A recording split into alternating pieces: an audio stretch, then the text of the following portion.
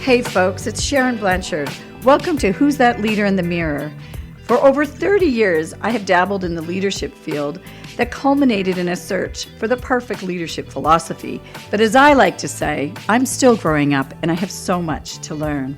So partly because I live in a remote area of the world, I've decided to make this podcast a shared classroom where we'll take a deep dive into leadership. How being authentic doesn't necessarily mean you're a better leader. We'll have conversations around identity, ego, and humility about being courageous and value-centered leadership. We'll chat with leaders who understand that who they are, their identity, their sense of self, values, and beliefs are integral to their leadership approach. They're leaders who want to make changes in their approach to become a better version of themselves and realize that they need to reconcile who they are with what they do and how that's golden. It's the golden key to living their leadership approach authentically. I have cast a wide net of friends and colleagues, those I have worked with and have a tremendous amount of awe and respect for. So who's that leader in the mirror today? Our leader in the mirror this week is John Simon. I've known this great man since 1986 when we both walked onto a university campus in Canada and became friends and have continued to be friends for over 30 years and colleagues, I might add. John is an experienced business professional operating in both multinational organizations and entrepreneurial startup businesses. His work experience covers a wide range of industries, including travel, telecommunications, energy, government, and healthcare. His business and technology background has allowed him to build and manage teams in the development of new business, delivering new customer solutions, and defining and implementing new corporate strategies. Welcome, Johnny Simon. And just a little wee caveat, his professional name is probably John, but I'll say Johnny.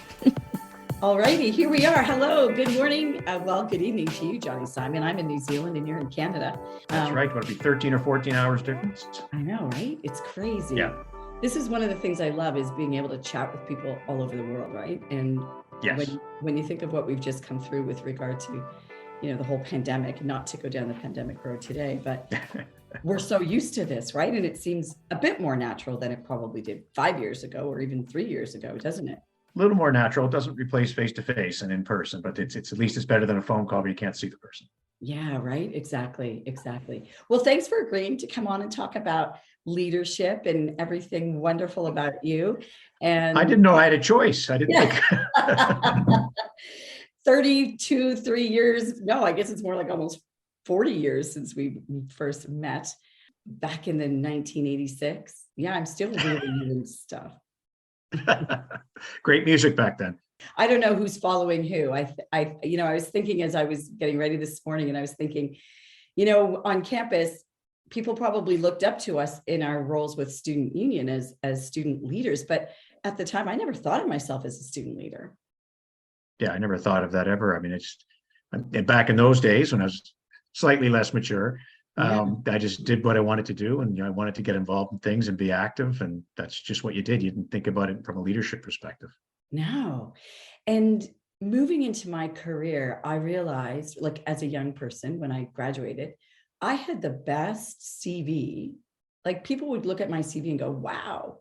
But it was because of the opportunities that were available to us at our undergrad, like at St. FX. Yeah, they're definitely, I mean, it's not to tout St. FX's horn, but they do, at least at that time, put a lot of responsibility on the student, whether you're academics or student union or sports teams, right? The student always gets to take a leadership role and all those, and they really let you do that and let you make mistakes, at the same time provide some guidance. So true. I think, often I think I just want to go back there, right? That's probably a natural thing. It's so much fun, right? But we were given such a long, or what is it? A long, not a long rope to hang yourself with. Yeah. Yeah. We were given a very long rope to hang ourselves. It's such a wide breadth of what we could do, responsibility and accountability. And I think, gosh, I loved those days and just such a great springboard into I think what was an okay career so far in my life. I'm still. Well, I think I think it allowed you to grow and to test limits and things like that. I don't think people they do that near as much today, because obviously the fear of the videos and the pictures drives fear into everyone's heart.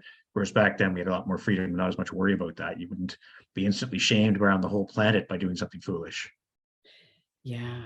It's so true. Hey, so many things to unpack about that. I wasn't even thinking about that as we were going into this, but I was thinking about our experiences and everything that we did that led, Yeah. building who we are. Now they have programs and workshops and great, Yes. pathways for leadership. What do you think about that? I think that's good for some people that need that structure and need help to understand what to do. But I also think there are people that if you put them in the situation and let them try and provide some boundaries, they'll grow on their own as well. I think both are equally good. I Yeah. think the more structured program approach doesn't work for the ones that need to do on their own. And I think the approach of doing your own doesn't work for the ones that need some structure and a program to get them there as well. Depends on the person. Yeah. It's that balance, isn't it?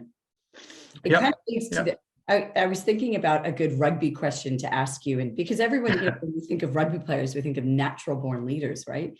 And I was thinking, what came first, the chicken or the egg? What came first, rugby or the individual? And so, do you think rugby creates great leaders, or do you think great leaders are drawn to rugby? I mean, it could be a combination. It's a good question. I mean, from my point of view, I played rugby most of my life. At St. FX in particular, the approach to rugby wasn't, with the coaches there, Ed and Derek, wasn't necessarily about winning. I mean, I obviously love to win, but for them, rugby was a sport. At that time, the women were just starting, the men were running. Was an opportunity to train men to be responsible, to take ownership of the situation, to learn about sportsmanship and respect and discipline. And that for them was more important than winning. Of course, we wanted to win, but their coaching style was very much, they would pull the best player on the field off if he was being disrespectful out there, right? A great example for me would be our final year. We were playing in the Nova Scotia Championships, and we won the game, but I didn't feel we played well. And I laid down the law to the team saying no one's allowed to go out tonight because there's a big party going on, of course. And I said, because we played in the Atlantic Championships the next day. And the next day when we got there, the bus to go, the coach came to me as the captain and said, one of the guys was out last night drinking heavily. You said don't go out. What's your decision on what to do? And we're going to a 4-province championship. We're going to an Atlantic Championship game, and the coach is letting me decide if my starting player is going to be able to start because he was out having a good time the night before. Right. And so I had said before he couldn't do it. So I had to say he's not playing. Yeah. Right. And but that decision was put on to me because I was responsible. I had made the rule. And so he was asking me, are you going to enforce what you said, or, what are you going to do? So it was a, real demonstration of, take ownership of decisions you make and what you're going to do. And integrity, right? Yes. Yeah. Right. Yep. Because you think of the dire circumstances if you didn't, in terms of the perception of the team, in terms of who you are and sticking to your guns. For sure, for me personally, I mean, when you say something that you mean it, yeah. And then for them at the team level was, as you say, integrity and the fact that this is about building a bunch of men into proper adults and understanding the ramifications of your actions, right? Yeah. So did you win the game? Yeah, we did. Wow, we did. And in those situations, in those tough situations, the respect and admiration they would have had for you and for the team to stick to your guns and stick to your. I don't know if they were that happy at the time. No, but after, something like I honestly believe, and maybe I'm too Pollyanna, but inherently something rises within you, right? To go, okay, right? That was a hard decision. We might lose. And I hate Johnny. Well, you hope the lesson, you hope the lesson gets passed on, not just about the winning or losing, but the fact that, it is leadership and it is, discipline and respect and following through in your commitments, right? Yeah, right? Yeah. So, yeah. When I was talking to someone the other day about rugby, and they were asking me to do a little bit of work with their rugby team, and he said, those rugby players, they all think they're leaders, right? And he's like, well, their leadership is on the field, and they are leaders, but it's how do you transform that leadership into your daily practice? And it's one of the things that I kind of struggled with is, who am I on, as a coach? Who am I in sport? Who am I as a volunteer? As a mother, as an employee, as a leader, as a manager? How do I reconcile who I am across all of those? And his point was that getting them to be able to take that leadership that you just described into the boardroom, right? And so how do you do that? And for me, I always found it very challenging to just be that person across all those different identities that we, all of those different roles we play in our day. Right. Yeah. Well, I think, just following that analogy, really, you can be a leader on a rugby team, but you can't do it yourself, right? There's 15 people out there, and you can lead as much as you want, think you can take the ball and make all the runs, but you'll never win that way. Yeah. Right. So there's being a leader in terms of what you do and what you're part of the team and what you contribute to the overall group, but you can never win in your own in that sport. And if anything, you're going to get hurt if you try and do it all on your own. So when taking that into a corporate environment or nonprofit environment, you can lead in what you do, but you're not going to win the game or win the objectives on your own. You've got to build a team around you. Everyone's got to know their responsibilities and what they need to do, and you've got to support them and collaborate to get to the end objective. We really haven't talked about who you are, and tell us a little bit about who you are. Who is the man behind the legend, Johnny Simon? I don't know yet. I'm still trying to figure that out. I'm still growing up. That's what Exactly. That's right. Yep. I really don't know the answer to that question. Well, just like to do stuff. Yeah. One of the things I was thinking about is you went through a huge, I don't know if you call it a decision or change in your career when you kind of left corporate, opened your own private enterprise, and then bloody pandemic COVID hit, right? Yes. Yeah. Tell me a little bit about that journey, or share with us about your journey. Share with us my journey. Well, I bought this. I started a travel company in 2017 that I was growing, an outbound one, but then I bought a much larger travel company, and we closed the deal for that company the first week of March 2020. So I went down, signed the papers, took over the company, went down the next week and closed the company. Gosh. So that was, laid off all the staff, put everything in storage, and that was, it for 2 years. So that was quite an experience, that's for sure. We're still not out of it yet in terms of recovery and things like that. Long way to go. Tell me, just how do you tell your staff that story when you walk in that day? What enables you to be able to have those difficult, challenging conversations? Well, I wouldn't say it fortunately, but it was pretty obvious what the situation was because of the mandated shutdown of travel and all the countries closing their borders. There really was no other conversation to have, right? It wasn't a matter of me trying to cut costs to make more money for myself or me being unhappy with people's performance. The fact was there was no business, right? There was literally one day went from a lot of business to no business the next day. So there was just realistically no way to keep anyone. Yeah. Man, just crazy, isn't it? It was crazy. Yeah. Still is pretty crazy. It is still. And we're still in it. We're still in it. Yes. I was at my book club last night, and we were talking to the ladies as we were driving, my friends as we were driving home, and everyone's talking about this COVID fog and this COVID kind of slump, right? And we'll be unpacking kind of where we are and who we are and how we define where we go, or even how we define ourselves, as we move forward, and just getting the strength and the courage to do that, right?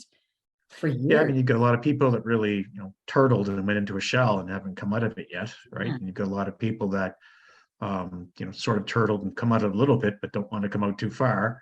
And you got people in the other extreme, of course, which were very much against everything, and went to the other extreme. And so we're really far from any normalcy still, right? So the hope is that we can get back to some form of normal like before, sooner rather than later, as opposed to stay divided for the future. I'm going to squeeze the blood from the stone. I know you told me it's going to be hard. You can try. Share with us a little bit about someone who you really admired. Like when you think back in the day, right? Someone you said, I want to ascribe to be this person, right? Who is it and why? Oh my God. I study a lot of history. And so I always liked Winston Churchill, right? Winston Churchill, for a number of reasons. First is that the whole beginning of his career was mostly failures, right? He failed at a lot of things he did, and made a lot of enemies, and struggled a lot, but always kept coming back for more, right? Never quit. And then he had his ultimate success when he was prime minister during the Second World War, when he led his nation and other nations through that exercise. And then promptly thereafter was kicked into touch again, right? And lost his position, and came back once more after that. But he was always someone that was unwilling to quit, confident in his abilities, but then also recognizing when he made mistakes most of the time, maybe not all. And I guess he was also quirky too, right? He's very odd in a number of things he used to do. Some of those things he wouldn't get away with today. But so I think he was a good combination as a character, right? Not just a leader, but also a character, stuck to what he believed in his principles, but also was definitely, made mistakes, right? Was valuable. So, he was a all around, he was a person at the end of the day, right? Just trying to do what he thought was right. So, I always enjoy reading the history of him, and his situation, I think, was one that sticks in my mind all the time. Besides the usual allusions to people that, friends and family that you meet along the way and help you along. It's that tenacity, right? Yep. What do you think gives people the ability to just keep on going? It's that we talk about vulnerability a lot these days, but it's like, how do you make yourself vulnerable enough to just have the tenacity to continue, right? It's like that song, I get knocked down, but I'm not. I like that song. I know, I love it too. Is that what it's called? But I get up again. Yes. I know, I love that song too, because it's so true, right? I think, unfortunately, that, I'll sound like an old person now. It seems to be missing in a lot of younger people these days, the resilience, to be able to take that. And the only thing I can point to is the upbringing that we had versus what they have today, where you were woken up early in the morning, you're kicked out of the house and told to come back maybe for lunch, or at least by supper, and then that was it, right? And so you had to find your own way and get hurt and make mistakes and make your own friends, and no one was babysitting you all the time, and you learned resilience, right? And you learned to take care of yourself. Didn't work for everyone, but I think a lot more people were resilient than there is now, because they're not getting babysat the whole way, and you're forced to grow up at a reasonable pace as opposed to your mid-20s.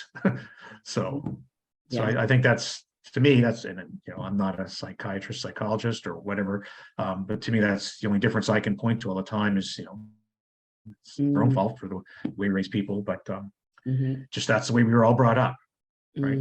Yeah, exactly. Took care of ourselves, right? Your parents brought you to school and they dropped you off with your trunk, and that was the last time you saw them until maybe Thanksgiving, maybe not till Christmas, and that was it. Right. And, when I walked in the door after university, the first thing my mother told me was, here's what your rent's going to be. Right. And I started paying from day one. Yeah, exactly. And, so there was a certain standard and bar set that you had to adhere to, and you didn't get breaks. Yeah. Right. Either you adhere to it, or you find somewhere else to go. Yeah. So I don't know, maybe we're all too lenient these days. Yeah. I think it's a balance, isn't it? Like I think of, for me, I put myself through school, worked 3 part-time jobs, volunteered. My academic marks in my undergrad weren't the greatest, but those are the best years of my life. But I learned so much. And I'm not a psychiatrist either, or a psychologist, but there's so much emphasis on resilience, teaching resilience. And, I'm just like, you need to experience resilience. Yeah, I don't think you can teach it. Even to me, the only programs that you can teach resilience are ones where you go out and experience resilience, right? Whether that's going out and camping and learning how to survive in the wilderness, or if it's whatever, some activity that teaches you resilience and teaches you can do more than you think, versus someone, you can't teach that in a classroom. Yeah. Right. And by the way, it wasn't the best years of your life. There were some of the best. You still have a lot more. I know. You're right. Yeah. But you look back exactly like exactly. I mean, obviously, right. Sorry. Thank you for that. Well, you had no responsibilities back then, which made it a lot easier. I know. Yeah. And just the freedoms, and they were great. I mean, lots of people. And then I'd say, oh, high school was the best years of my life. I'm still living the dream, right? Living the dream here. Exactly. Here in exactly. But it's funny because that's why I keep saying I'm still growing up, right? And I don't have all the answers and still learning. I've just gone through this kind of challenging situation with a board that I'm on with. And I'm thinking I've just not been the best of who I should be in my leadership role. And it's like, you kind of fall, but you've got to get back up and have that courage to just go, okay, I could have approached this in a different way. And I should have approached this in a different way, but I just didn't have the capacity to do it. But I'm not perfect. Yeah. And it comes back to that humanness. I think people forgot that we were humans across the table. Mm-hmm. Right? I really do. And I just think, I've worked in the university sector my entire career.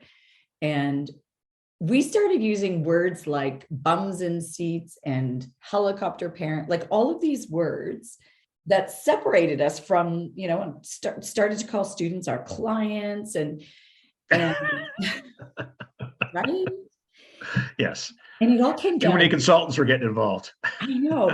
But I remember buying into it, doing a huge marketing campaign for the university and buying into it, right? Going, and then I'm going, and then you're sitting back and trying to reconcile it all, burning the candle at two ends and going, what am I doing it for? But then, yeah. And it's almost like I talked about it a little bit in my research, but Audubon conformity, right? Where we're just like, we're robots. We're not even seeing that art. We're not even seeing the people across. And it was becoming such a culture that I just burned out, and my little heart, I think, was just drying up, right, in that environment. But I don't know.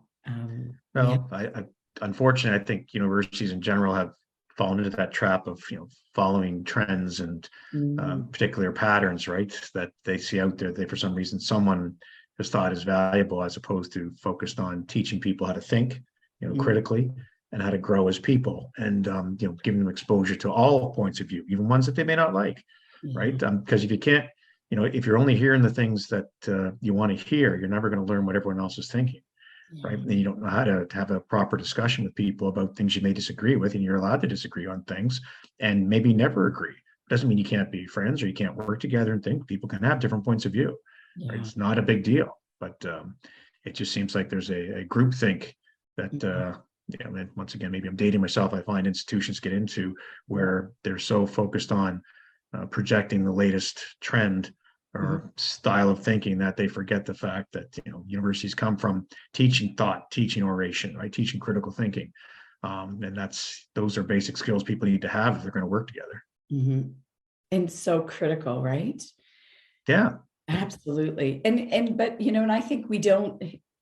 I guess that's part of, for me too, is, is love and engaging the heart. We're not engaging the heart.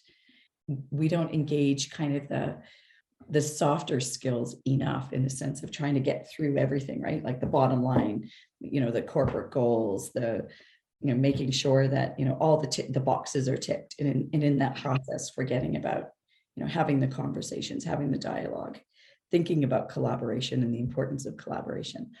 I've been in all kinds of situations where I've been that person and not the person I want to be. Right. And it's just, it's not that you forget, you get caught up in that group. What you just said, I think it's totally still relevant today. It's that group culture. Yeah.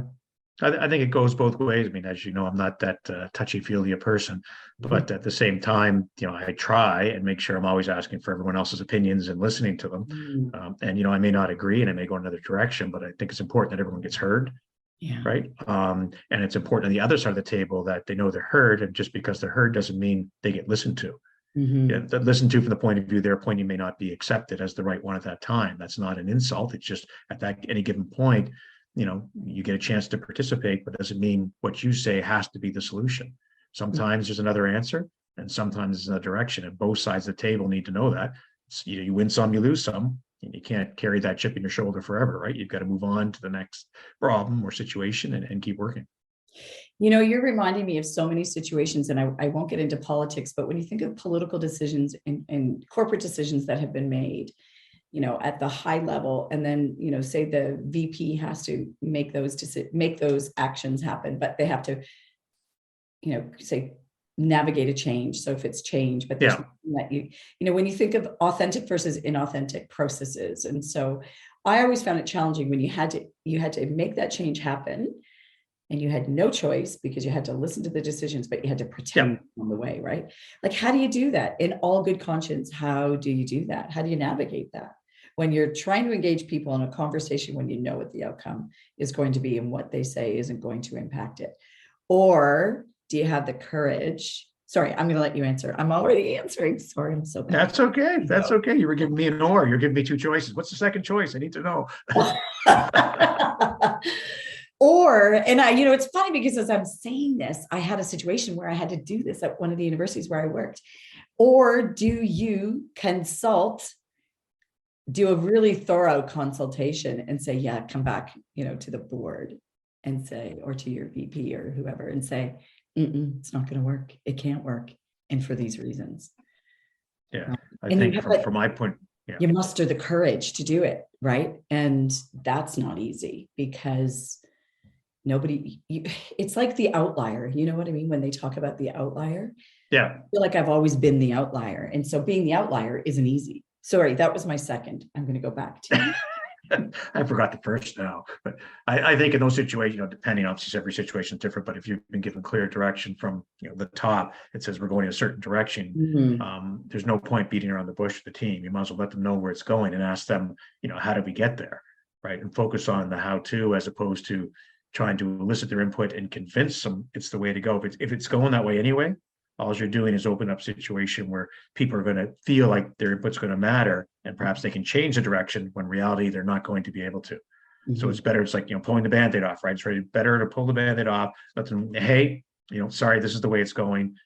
So we've got to figure out a plan to get there, right? Yeah. What's the best way? And let's just focus there versus going through an exercise and making them feel like they have input into where it's going when it's not really going to do that. It's not going to change anything. Now, if the direction is they're thinking about going a certain way, and then you are going to solicit input and sort of come up with maybe a plan which goes in a different direction, that's fine, right? But still, once again, you need to be clear, we're going to take it back, but they still may not agree. That's the way it's going, right? Doesn't mean anyone's wrong.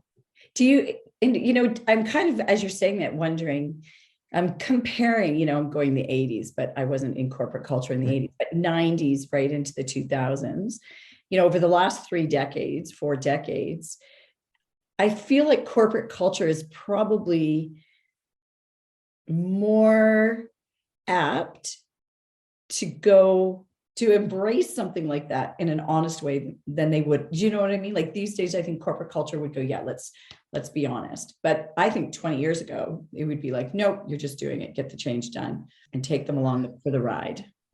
Yeah, I'm a bit cynical. I think it may appear that way in a lot of corporate cultures these days, but I think they're doing it because it's an exercise they need to do to make the employees feel like they have a say. When really the employer knows where they want to go, and they're trying to get everyone there through an exercise. Now, it's not all the cases. I'm sure there's plenty of companies that truly want to do it, but there's a lot of them, I think, that pay lip service to it because they need to, because otherwise people will get upset.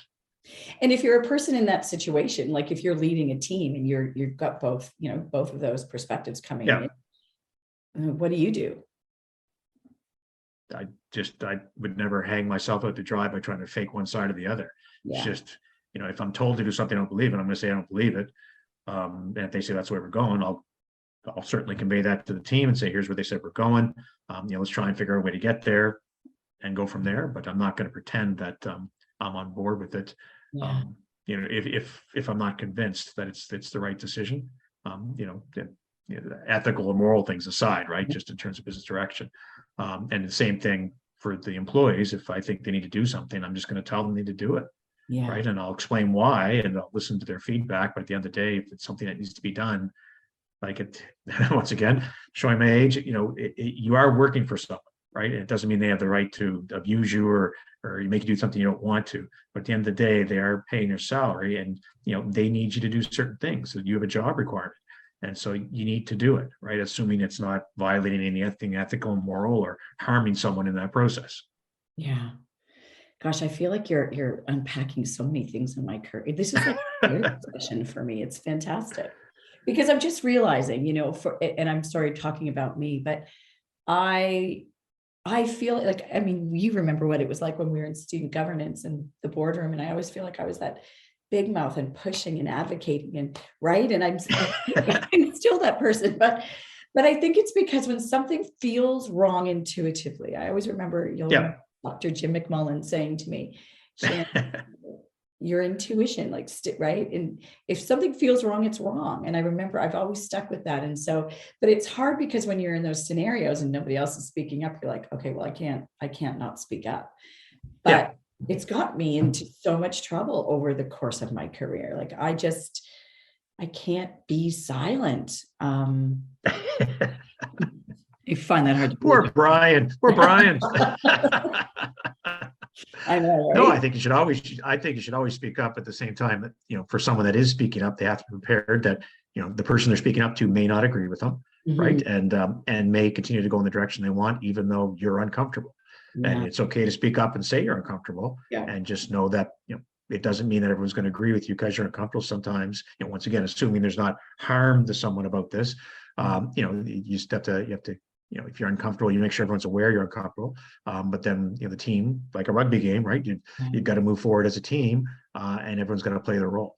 Yeah. Tell me about your most challenging experience over the course of your career. Oh my God.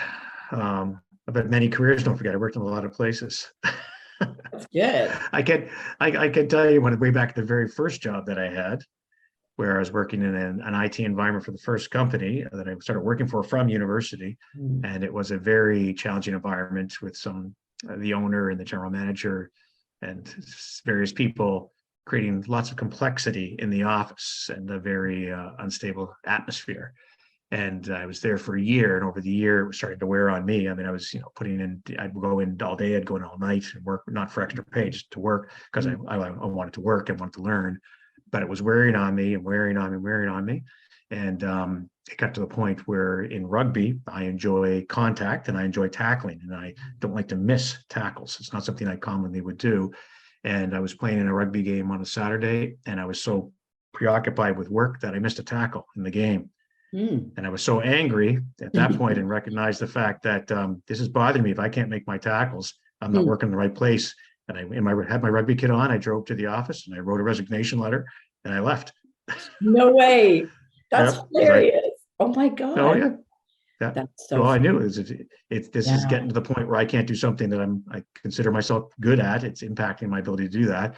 And there's a lot more issues than that going on, of course. It was obvious there are other challenges. And so, it was a light bulb for me to say, it's time for me to make a change, right? Because to your comment about being uncomfortable, I was uncomfortable with a lot of things there that I saw going on and things that I had to do to get stuff done as well, right? And so I made the decision that's not who I wanted to be, right? And it's not the environment I wanted to work in. And so, that was it.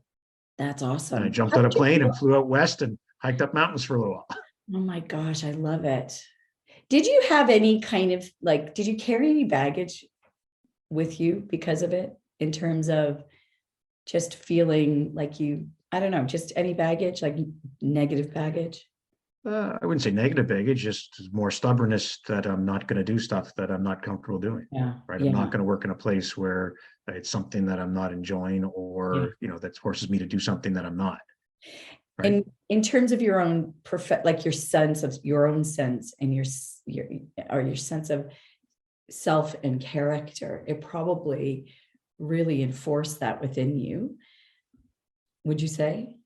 In terms of I think it reinforced the way I always. What's that? Sorry. It's not an easy process to go through to decide to leave and just to leave, right? Yeah, it's not.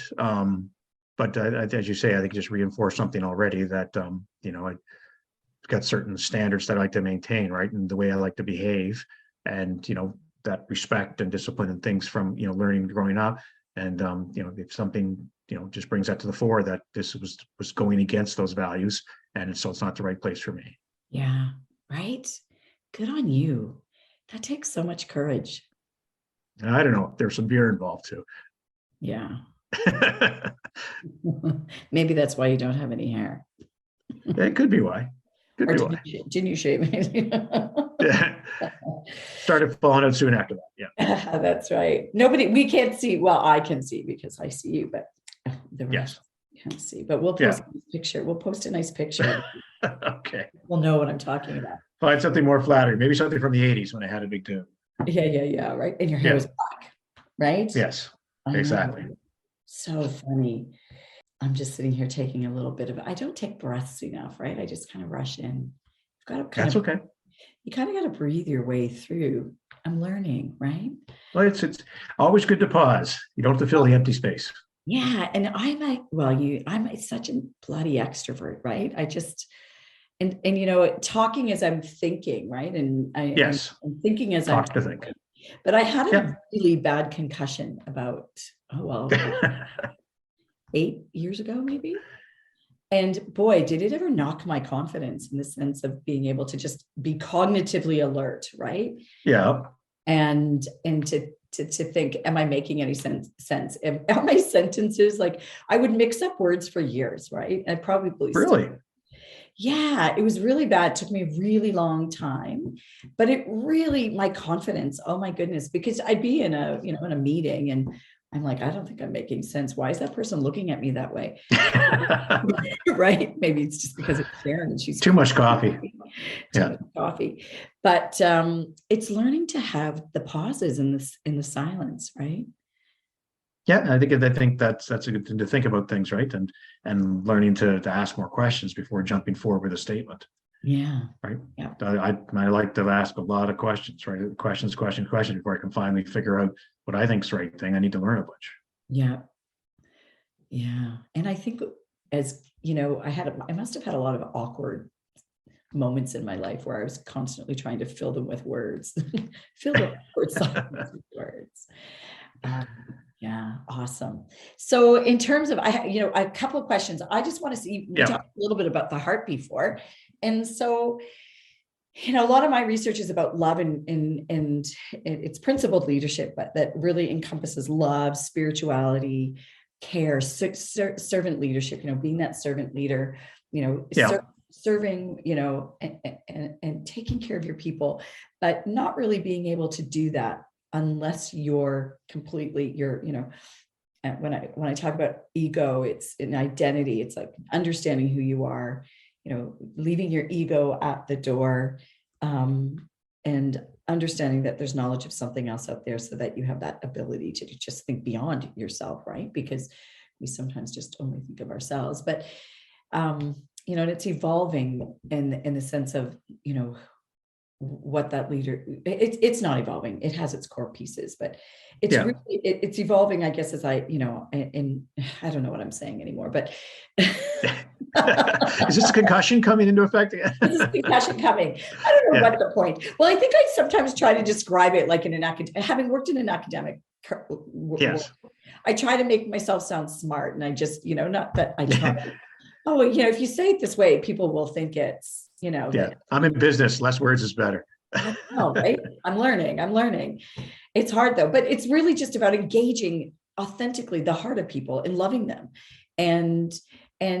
But being authentic is not just, it's about truly being authentic, but I believe you need to be principled before you can be authentic. And so much of that is about, touching the heart of others, right? And so, have you ever worked for someone who really engaged your heart, or, your soul, and who you just kind of had that aha moment where you were like, I'd follow them to the ends of the earth? Well, I'm not that much into the spiritual or emotional in the way I do things. I sort of follow principles around, responsibility and respect. One thing that makes me crazy is when people disrespect other people or disrespect themselves in their behavior, right? And so for me, people, the respect is key in terms of how they treat others and how they deal with themselves. And then secondly, responsibility. I believe people need to be responsible for their own actions, right? The rest of the world isn't responsible for taking care of you. It's your job to take care of yourself. And for me, when I look at the people that are working for me, I'm looking for them to treat each other with respect and themselves, and then to take responsibility for their own roles. I don't feel that a leader should be giving everyone directions to do about everything all the time. It's like, make clear what the responsibility that person has, and then they're responsible to go away and deliver that. And if they struggle with some component, they come back and they let you know, communicate that, and you treat them with respect if they've come back and raised the real issue. Right. And so how can you help them get by that issue they have so they can continue with their own responsibilities to deliver, their job? So that's, to me, those are the two main things that are key.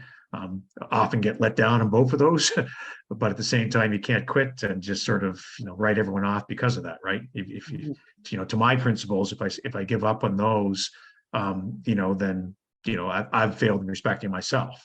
Right. Because now I've given up two main principles of my own. And, because of, negative situations I've been in. And then, it just is downhill spiral from there. Right. You don't start trusting people. You don't allow people responsibility. Then, that's self-fulfilling prophecy. Mm-hmm.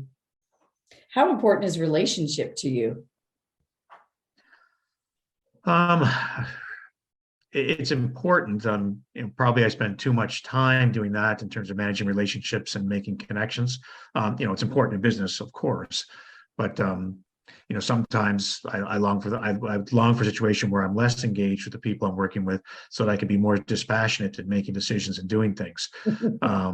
Because the more you get engaged, the harder it is to decide things, and the harder it is to pull out of certain engagements. Touché. Yes, exactly. So I would like to be more dispassionate. And I think there is, it's not a danger, it's a fact of life. The bigger the organization you work in, the more dispassionate you become, because there are so many people. You cannot engage with everyone, and you cannot consider the implications of every decision on every single people and every single person in the organization, because you'll never get anything done. You'd be so worrying about things. At some point you have to take a step back and just say, I've got to make decisions. We've got to move something forward. You can engage with a certain level, circle of people around you, but you've got to let them, waterfall that down to their people, and below them and below them. You can't constantly be worrying about every single person in your organization, because you'll be paralyzed. Do you think it's dispassionate? Because if you become more dispassionate, less engaged, does that compromise who you are in the sense of your values and your beliefs? It doesn't, as long as you're sticking to your values, beliefs, and decisions you're making. But decisions you're making are sometimes going to impact people negatively, farther down the chain somewhere. And you have to be aware of that when you're making the decision. But at the end of the day, that's the impact. So if you spend all your time worrying about, this person way over there is going to get negatively impacted, they may lose their job, or they could lose their contract and things. It's like, at the end of the day, you still got to make that decision. So whatever you do is not going to change that. It's the right decision. You got to do it. Right. And so the impact may not be the same, but the pathway that you choose in approaching achieving the impact could be different. The pathway, you've got to stick to your principles and values and the information that you've have at hand to make the decision, and be aware of the impacts and the implications of it. But you can't spend all your time worrying about every single person that gets impacted. You need to be aware of it, but you can't, some things you just can't change, right? And problems will come to you that they're a problem, and that's what it is, and you can't change it. You've just got to move on, right? And it's gonna, during the pandemic, there are many situations, in my business where there are going to be negative implications of making certain decisions, but we just had to do it because there weren't any other options. We had to go forward. We had to drop suppliers, or we had to make calls on pricing, which we knew would come back and bite us later. But making no decision is even worse. Yeah. Right? But so you just got to move forward. And I'm trying to get to a point of, because I know this about you, is it's mitigating the risk, right? Not that I'm a lawyer, but yes. Didn't I just sound people? That sounded, yes, mitigation. It's about mitigating, because I think leadership is all about that. If you want to be a good, great, or mediocre, or awesome leader, it's about exactly what you just talked about. It's mitigating the risk. How do you do it? And that's where I was thinking the pathway you choose is one that's embedded in your values and your beliefs, like respect, like you love people. The worst thing that you could ever do is have to say, I'm going to lay off, 100 people in this division today. Nobody wants to deliver that news, but it's how you do it, how you treat them, respect, responsibility. Yes, that's for sure. Right? Tell me a little bit about that. So we all just don't think you're this dispassionate, horrible leader, which I know you're not. Well, that's a good example, laying people off. I've worked in companies where, a lot of startup companies where there's limited funding, and you reach a point in the organization, and I know one very clearly where the owner, I was a shareholder and working in the company, and we had a meeting of the management team, and I was advocating to let a number of people go because there was limited funding and we were burning cash too quickly, and I didn't think we would get to the point we needed to get to. The owner of the company refused. He said no. His position was that we either all succeed or we all go down together, and and we disagreed on it. And once again, I made my point strongly. He made his. He makes the decision at the end of the day, and I lost that battle. Right? I still work for the company. Everyone stayed on. Of course, they did run out of money, but that's his thought process, not his thought process. We both came to the same conclusion that of what the impacts of the decision would be. Just my feeling was that we weren't going to make that winning point with spending the money we had. He felt that they could, and if we weren't going to, he felt that we would all take the hit instead of just a group, right? Yeah. So that's yeah, I guess it's not a dispassionate decision, because to me, I was saving some Yeah. at the loss of others versus having everyone lose, right? And that's where my priority went to, is trying to get some people through it. Yeah. And he was more confident in getting anyone through it, or all or nothing, right? Yeah. Well, So and those so are the that's my thought process. Yeah, and those are the I mean, that's the reality, I think, that around every boardroom table, isn't it? Those are the Yep. conversations, and it's the tough ones that require the ability to have the courage to share, that point of view, right? And it's that collaborative point of view, to be able to have that discussion, because at the end of the day, you're trying to save the company, and So was he. We both were. so were you. So were the both of Yeah. you. So yeah. So it is about. Yeah, and the important factors too. We were arguing about a point, not to our own benefit. It wasn't about benefiting us in any way. It was about how to get this company to a certain point that it'd be successful, and the shareholders, of course, would benefit, and the employees would. It wasn't about trying to line our own pockets and things like that. It was a discussion about the best route forward for the benefit of everyone. Right. That's right. I still remember when Nova Scotia Power laid off. Gosh, I'm aging myself too, but I don't know what, it must have been early 2000s maybe, and they laid off hundreds of people. And I was doing some work with some of those people, just doing some coaching, but I guess when you think of companies who care about their people, will have all of those programs in place to support them on the out, right? As they're those exit strategies and exit programs, and setting them up with HR companies, and so that the bigger ones, the bigger ones, right? And so it's taking that approach, because it comes back to mitigating the risk, right? You have to make the hard decisions. That's part of life. It's part of our own journeys, and right. So we have to do it. But it's I like that. We just came up with a new, I don't think we did, but. I don't think mitigation is a new word. I know it's not a new word, but I like it. No. I like using it in the sense of that. Yeah. Okay. I'm sorry. That's okay. No originality has been created during the outcomes of this podcast. Well, I think in the several thousand years of philosopher discussions, I'm sure they've talked about mitigating the risks a few times. Right? It's so true. Well, and I think of when I was, back at the university creating, risk and responsibility for international programs. We were sending thousands of students overseas every year. Duty of care and mitigate. I always wish I went to law school, because I love using those words. Anyway, who am I? All righty. So listen, any questions I haven't asked that I should have asked? I have asked that I haven't. No, I think an interesting thing for maybe you to consider is that in your circle of colleagues and their circle, we are reaching a certain point in careers and age where you're looking at a bunch of people with a lot of experience and knowledge that are looking at retirement, right? And I think as leaders, what does a leader do as they get to that stage in their career, right? Where do you go? What do? Do you just turn it off and go plant vegetables, or do you consult, or do you get a boat to travel the world? So to me, it's interesting that you've got people with talent, and what do they do when they get to that point, right? And do they stay motivated to continue on working, or do they really want to turn it off and just relax? And what are the implications of that? Because probably similar to you, I know in the business circles I'm in, and the colleagues, and that there's a lot of discussion about retiring and what you're going to do and things like that, and where you're going to go and what you're going to see. And I find it interesting that everyone's sort of in that same mindset now, and that same discussion. And there are a lot of similar answers and a lot of different answers, but there's a tremendous pile of leadership there, and where's it all going to go? Right. Yeah. Good question. And it's really that question. You can go introspective and talk about, for me, how, it's all, as an individual, how do I balance the next 30 years of my life? Do I continue to work? Do I continue to give back?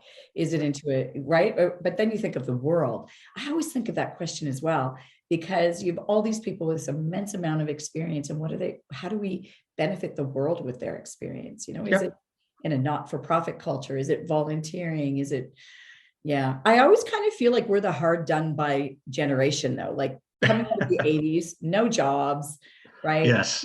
And working our butt. I mean, everyone works hard, and then I just think, 10, maybe 12 years ago, when the whole world was panicking about the boomers, like, what are we going to do with the boomers? Yeah.